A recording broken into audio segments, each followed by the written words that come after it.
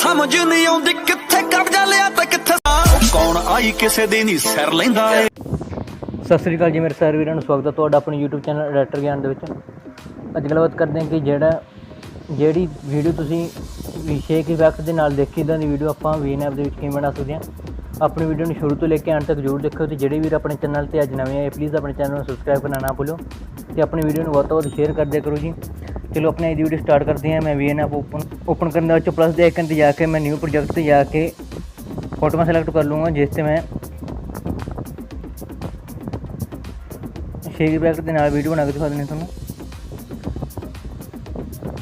इस no photo select कर लेना मैं इन्हें करके जो ओरिजिनल आ रहा है इस जाके आप टिकटॉक वाला साइज ले लवेंगे। वो अच्छों जो फोटो मैं इन्हें क्लिक करके इन्होंने सैट कर लाँगे क्रॉप करके। इतने जो टिकटॉक वाले 9/16 आ साइज ले लेने तुसीं।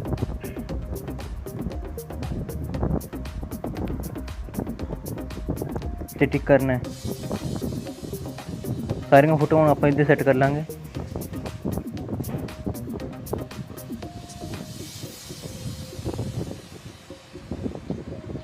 जो लास्ट वाला होगा इसमें आप डिलीट कर ठीक है जी। ना करने के बाद चों जो प्लस का आइकन आ रहा है विचाले इस टिक करना है तो जूम इन्ना वाले ते कर देना है। इन्ना करके तो एक करके बस तुसीं अप्लाई टू आल कर देना है ठीक है जी। इन्ना करके तुसीं और इफैक्ट्स आ रहे इस दूसरे इस करके तुसीं इतने इफैक्ट लाना है।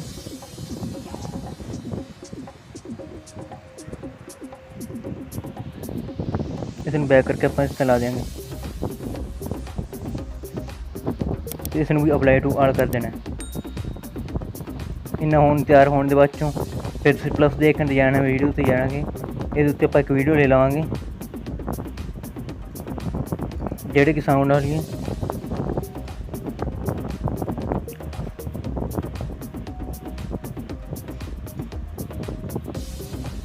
ला के जी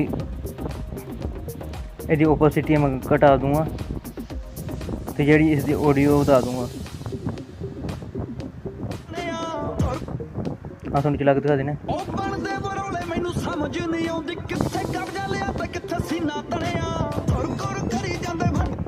हाँ ठीक है जी तैयार हो गया अपना। उसके बाद प्लस देखने से जाना है वीडियो से जाना है और एक बॉर्डर है बॉर्डर ला दूँगा मैं।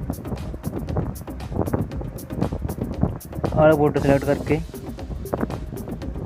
इतने करके इस ब्लैंडिंग की जाके स्क्रीन कर देना जाके स्क्रीन कर दें।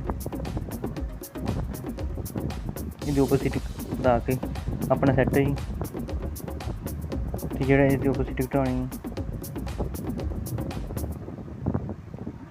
जो उत्ते वाला इसमें आप सैट कर देंगे प्लस लेंथ इसकी बता देनी सारी।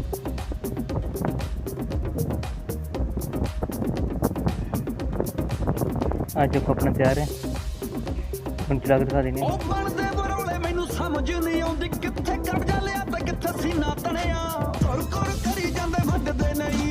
अपनी शेक इफैक्ट के नाल वीडियो तैयार है तो अपनी वीडियो आप कर लें एक्सपोर्ट।